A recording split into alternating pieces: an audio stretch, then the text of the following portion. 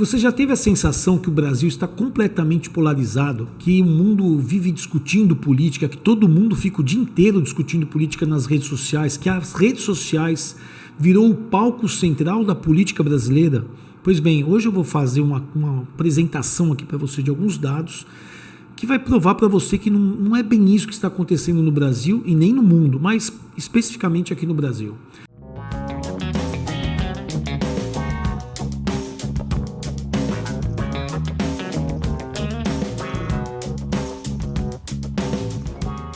Olá, eu sou Marcelo de Giuseppe, sou cientista social e político, sou diretor aqui do Instituto de Planejamento Estratégico IBESP e vou apresentar aqui para você hoje um dado interessante, que é um dado fragmentado da pesquisa que nós fizemos no Brasil inteiro, agora no mês de março, para tentar entender essa questão de polarização, mas muito mais que polarização, é sobre a digitalização da política. Tá, o que eu vou mostrar aqui para vocês não é minha opinião, mas o resultado da pesquisa nacional, que é o Painel Nacional IBESP. O que é o Painel Nacional IBESP?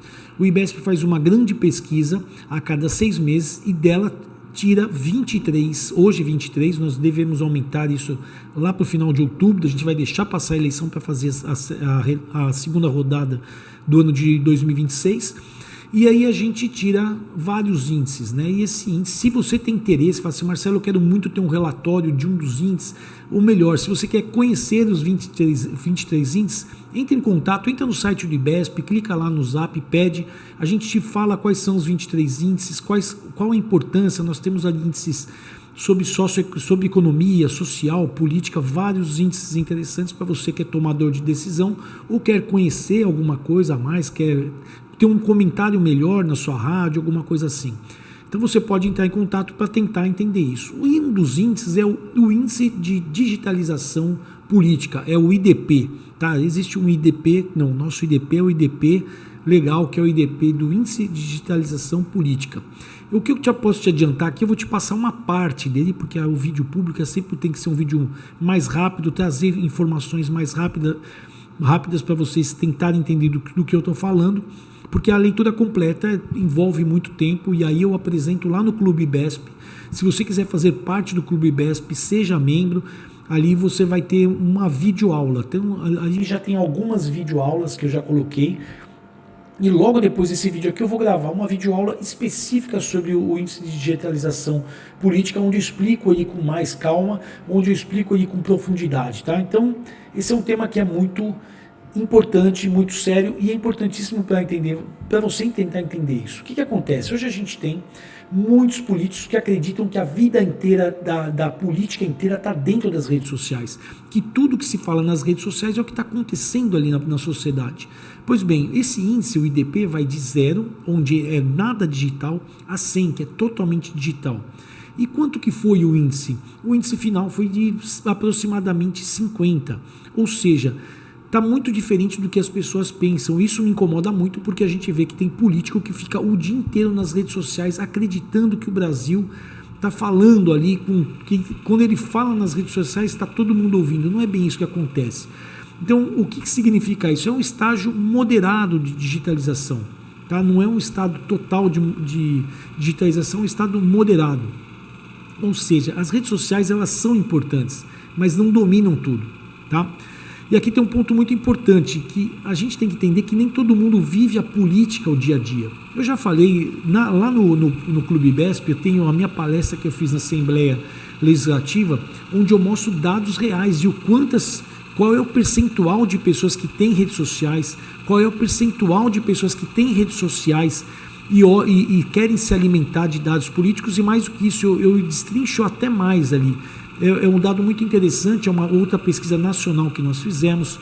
Se você é político e tem interesse dessa pesquisa dentro da tua cidade, é importantíssimo isso, você entender como as pessoas se informam, porque talvez você esteja no canal errado. Você tem uma sociedade, uma cidade que as pessoas não se comunicam, não querem saber de política através das redes sociais, né? Agora, o que a gente mostra então é que a política brasileira ela não vive só no ambiente. A rede social também é mas como não tem uma digitalização tão grande assim, você tem que tomar cuidado. Então a gente tem pessoas muito conectadas. Aqui é onde eu quero entrar, que aí você pode querer ter uma discussão comigo. Marcelo, mas eu vejo as pessoas brigando nas redes sociais. Pois bem, Ali a gente tem pessoas dentro das redes sociais que são muito conectadas e que elas têm assim, já tem ali um certo lado, e esses lados brigam muito, tá? Isso eu vou falar no Clube IBESP porque vou mostrar os dados ali que são importantíssimos. Então essas pessoas participam de debates, acreditam que são mais politizadas. Aqui por que eu quero dizer acreditam e por que eu não digo que elas são realmente politizadas? Porque o brasileiro, com todo respeito a você que está me vendo, mas a maioria dos brasileiros, eles têm um conhecimento que é um oceano de um tamanho de um oceano, mas com uma profundidade de menos de um palmo de altura. Tá? O brasileiro conhece de tudo um pouquinho, mas não conhece em profundidade. Tá? Então, às vezes você conversa com um jornalista, eu vou conversar com um jornalista sobre algum assunto, eu percebo que ele não entende nada do que ele está falando.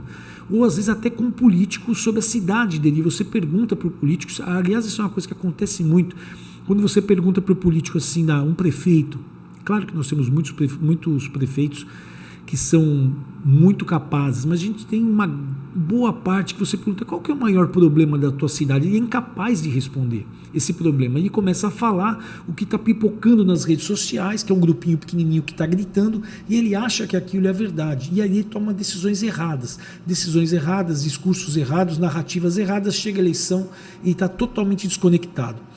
E o que acontece é que quando a gente pega esses dois Brasis que existem, o Brasil que não é digital e o Brasil digital, eles não se conversam. E no digital, como a temperatura é muito alta, as pessoas se alimentam daquilo, acham que está todo mundo com aquela mesma temperatura. E aqui a gente tem um ponto importante, as redes sociais elas não mostram a média da sociedade. Elas mostram um grupo pequenininho, eu explico também no Clube IBESP, nessa palestra que eu fiz na LESP, eu mostrei a diferença do perfil das pessoas que estão nas redes sociais para o eleitor comum. Tá? Então, o eleitor que está na rede social ele tem várias diferenças socioeconômicas, de idade, de sexo, que é bem diferente do eleitor comum.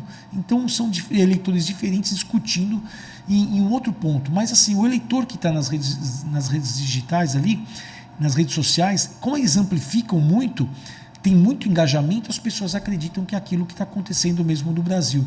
Mas, com certeza, não é o que a maioria está pensando, tá?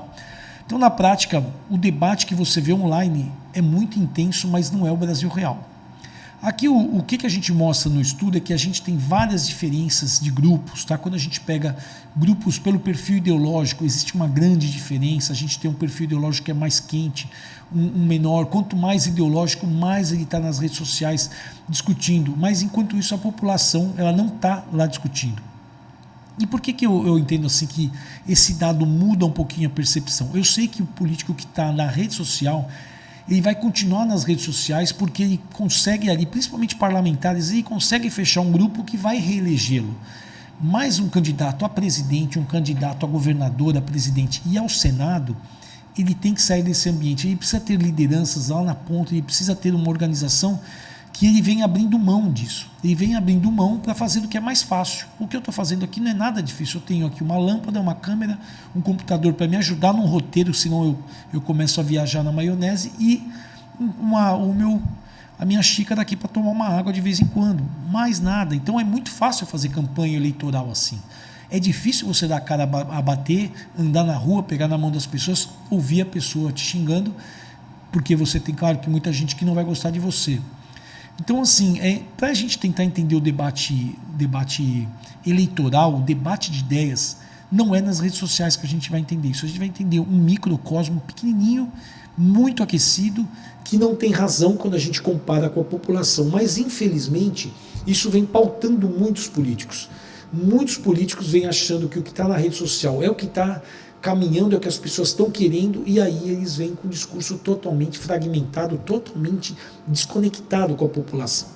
Então, apenas para lembrar, quando a gente fala de índice de dependência de digitalização política, tá? Onde a gente mediu através de várias perguntas para entender o quanto as pessoas estão dentro das redes sociais falando sobre política, onde 0 é não digitalizado e 10 totalmente digitalizado, o índice fica próximo de 50, ou seja, ele está ali no estágio moderado, muito longe do que muitas pessoas acreditam. Aliás, Eu fico muito preocupado quando eu vejo influencers falando, olha, vocês sabem que o Brasil está pensando, porque o mundo dele é aquele, ele acha que ele é o Brasil, mas não é, está muito longe de ser. Então, gente, se vocês quiserem entender um pouco mais sobre isso, que é mais profundidade, entra no Clube IBESP. Eu vou parar aqui agora, vou gravar esse vídeo um pouco mais longo, onde eu vou destrinchar, falar sobre todas as faixas, sexo, faixa etária, quem é mais digital, quem é menos digital, porque ali realmente eu consigo dar uma videoaula com o tempo ali, sem limites, mas eu vou tentar ficar nos meus 40 minutos, tá bom? Um grande abraço, até semana que vem.